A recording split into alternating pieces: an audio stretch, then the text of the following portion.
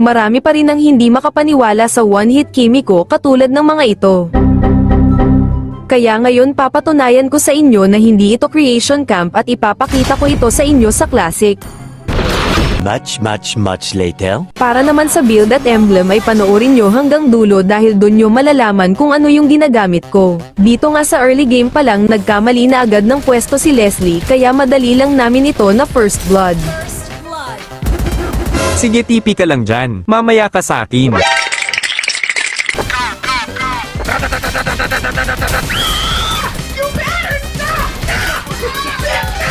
Uy, bagsak! Lumipat na agad ng lane si Leslie, hindi ko alam kung bakit kaya naka-free tower agad kami sa bottom lane. Habang sinasagad namin yung bottom lane nang may biglang dumating na isang nilalang kaya sige pagbigyan natin. Dinadalawan na nga kami ng mga kalaban dito dahil na-push agad namin yung dalawang tower sa bottom lane. NANI?! NANI?!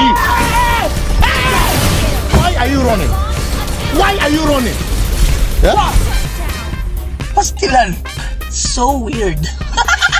Lumipat na nga kami dito sa top lane para mag-push pero bigla namin nakita si Leslie. Naglalag kasi eh. Ang kulit kasi ng tatay ko nanunood kasi ng ano eh. Basta alam mo na yon. Mukhang naglag ata itong si Leslie kasi nagdere-derecho ba naman sa mga kakampi ko.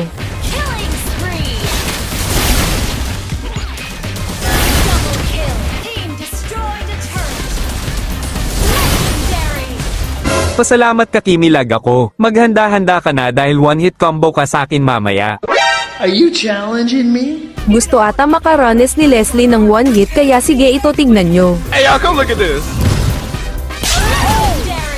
Aba, Kimi, ano yun? Hindi pa ako nakakagalaw eh. Sana pinagalaw mo man lang ako kahit 2 seconds. Sorry. NANI?! Sorry. I got you, homie.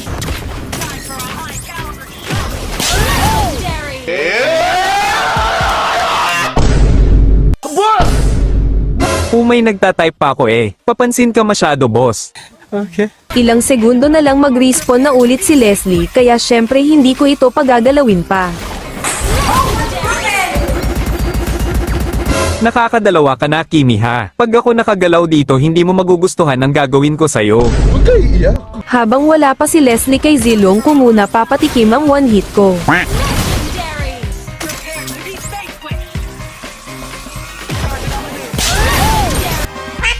Another one.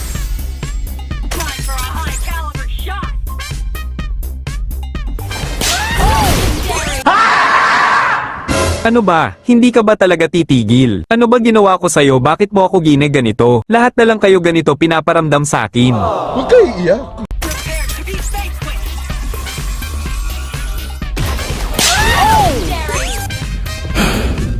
Isa pa itong mga kakampi ko. Imbis na harangan nila yung rocket ni Kimi inuna pa talaga yung minions. Pala desisyon ka? Dito muntikan pa kami masegway ni Zilong buti na lang nakauwi agad ako. Dahil nakapag-def ako sa base namin kaya nakalabas itong si Leslie pero ganun pa man kahit anong gawin nito one hit pa din ito sa akin. Umay naman talaga. Minsan na nga lang lumabas ng base hindi pa pinagbigyan. Sorry na!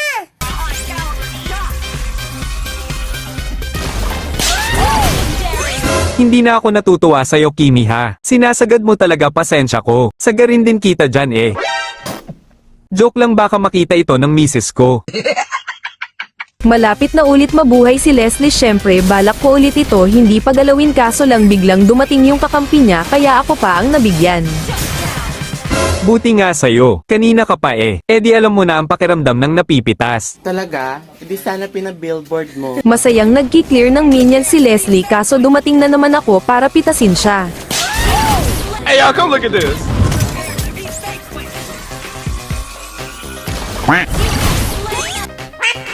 Tapusin mo na, Kimi. Napapagod na ako sa ginagawa mo sa akin. Makain sana ng daga yung ulam mo mamaya. Nag-e-enjoy pa ako kay Leslie kaso tinatapos na nung Lord yung laro kaya nanalo na kami. Victory!